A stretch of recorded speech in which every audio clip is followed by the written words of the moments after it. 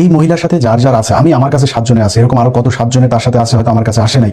আসলে কয়টা হলো বা আমি 8-10 জন শুনেন, আমি এখানে নাটক করছি, আমি রিহার্সেল করছি, আমি বিভিন্ন ধরনের আসছি।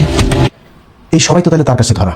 আপনি আমারই ভয় পাচ্ছেন যে আমি এখন এটা দেখাই দিব মানুষের কাছে। ভাই আমি দেখাই দিলে তো আপনি ওপেন হয়ে গেলেন যে ওকে ঠিক আছে, এখন দেখে ফেলছে, এখন আর ওর সাথে আমার কোনো সম্পর্ক নেই। বাট আমি যদি না দেখাই, ওইটা গোপন থাকে, সেই মেয়ে যে আপনাকে ব্ল্যাকমেল করে, সেটা আপনি সেখান থেকে উদ্ধার হবেন কিভাবে? ইলিয়াস, ভাই কালকে তুমি কি দিবা ওখানে? আমার কিছু সরাসরি কোনো কথা নাই, আমার কি কিছু আসে ওখানে? তা আমি তাহলে জিজ্ঞেস করলাম যে ভাই আপনার কিছু আসছে নাকি, এরকম কিছু থাকার চান্স আছে নাকি বাইরে?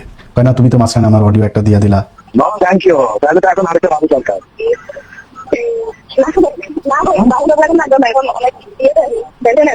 ওইটা আমার আমার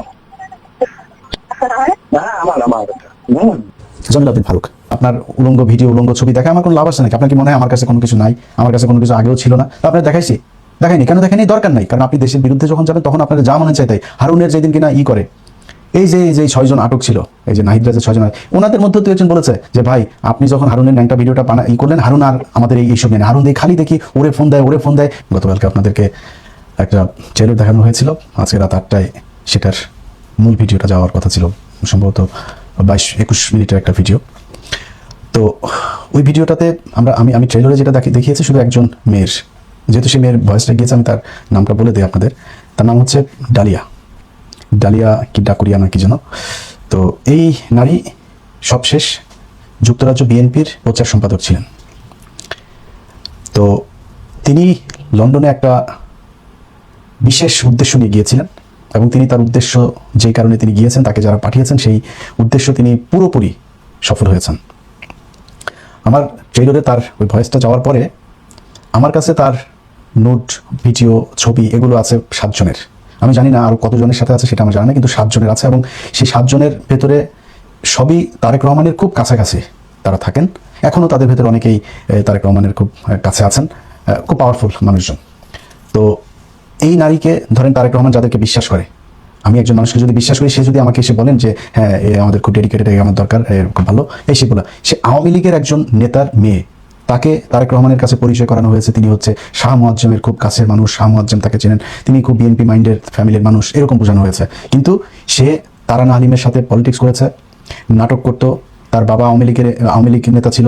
তারপরে তার ওইখানে আমার ওই প্রোগ্রামে ছিল, সে তার এক বন্ধুর সাথে তার কিছু চ্যাটিং হোয়াটসঅ্যাপের ভেতরে, সেখানে তিনি বলছেন যে তাকে দিয়ে কি করানো হবে, এরকম অনেক কিছু মানুষের নামও, কাদেরকে টার্গেট করবে এরকম নামও সেখানে উল্লেখ করা আছে।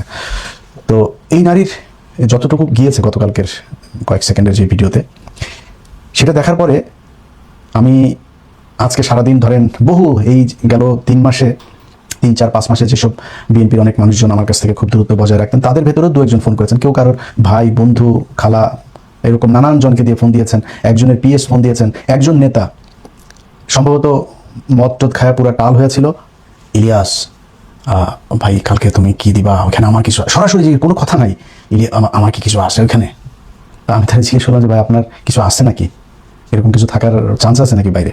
আমার সত্যি কথা, তার কোনো কিছু এই জায়গায় নাই, অথচ সে আমাকে এটা জিজ্ঞেস করছে। তখন আবার সে আবার বললো যে সে বলতে যে আমি খুব, তুমি তো জানো আমি কত ডেডিকেটেড, হ্যাঁ তুমি দেখছো 2011-12 সালে আমি কতটুকু ডেডিকেশন, আমার কত নির্যাতন, আমি কিন্তু সত্যি একজন খুব ত্যাগী একজন নেতা। আমি বললাম আমি তো সবই জানি আপনার ব্যাপারে। কেন না, তুমি তো মাঝখানে আমার অডিও একটা দিয়ে দিলা। আমি অডিও দিছি কেন? তার 2 দিন আগে আপনি 71 নিয়ে জ্বালাময়ী এক ভাষণ দিয়েছেন। আমি তো ভাই আমার বক্তব্য তো পরিষ্কার, এই 71 নিয়ে ভাই 71-এ কে ভালো ছিল সব ভুলে যান, 71 বাদ দিয়া এই দেশ সামনে যাইতে হবে। সামনে কেমনে যাওয়া লাগে? পৃথিবীর কোনো দেশে এই তাদের স্বাধীনতা, মানে বেশিরভাগ দেশই তো স্বাধীন, আমেরিকাও স্বাধীন হয়েছে। আমি তো আমেরিকার স্বাধীনতার কথা, কে পক্ষের বিপক্ষের বহু পরের কথা, স্বাধীনতা নিয়ে কোনো আলাপ থাকে না। তো আপনাদের ভেতরে এত কামড়াকামড়ি থাকে, তো তারে বললাম আর কি। আমি বলছি ভাই আপনি নিশ্চিন্তে ঘুমান, আপনার কোনো কিছু নাই ওইখানে। এরপরে আরো বহু জায়গা থেকে ফোনটা এসে, বহুত গুরুত্বপূর্ণ জায়গা থেকে ফোন এসে, অনেক বিএনপির বড় বড় নেতা। এখন সমস্যাটা দেখেন, সমস্যাটা হলো এই মহিলার সাথে যার যার আছে, আমি আমার কাছে 7 জনে আছে, এরকম আরো কত 7 জনে তার সাথে আছে, হয়তো আমার কাছে আসে নাই। এই সবাই তো তাহলে তার কাছে ধরা।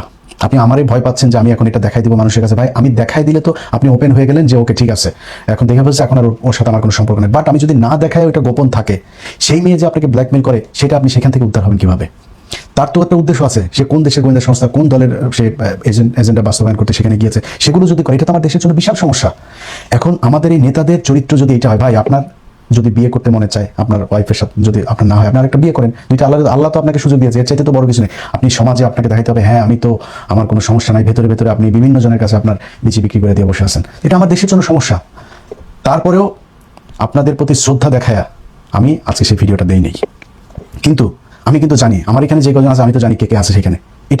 এটা শুধু একটা ইনসিডেন্ট, এর বাইরে আরও 2-3টা নারীর, এর মধ্যে কি বলবো বলেন, এবার হয়েছে আপনার সংরক্ষিত মহিলা আসনের এমপি, আমি জানি না কতজন, তাদের ভেতরেও 2 জনেরই ছিল এই যে বিনিময় প্রথার মাধ্যমে আপনি যে তাকে যে এই বিনিময় দিয়ে, অনেক ত্যাগী মানুষ আছে যারা রাস্তাঘাটে, একজন মহিলা যুবদলের এক নেত্রী, তার সাথে আমার কথা হয় ভাই, তার অনেক ভিডিও ছবি এগুলো এই সোশ্যাল মিডিয়াতে আছে, সে বিশাল ত্যাগী একজন নেত্রী, তার সেই ভিডিও সেই অডিও এই ছবি টবি সেগুলো থাকার পরেও জেল খেটেছে, রিমান্ডে গিয়েছে, যখন কেউ ছিল না তখন খালেদা জিয়ার পাশে গিয়া বসেছিল, খালেদা জিয়ার সাথে মামলার আসামি, এরকম নারী পর্যন্ত এখন অবহেলিত।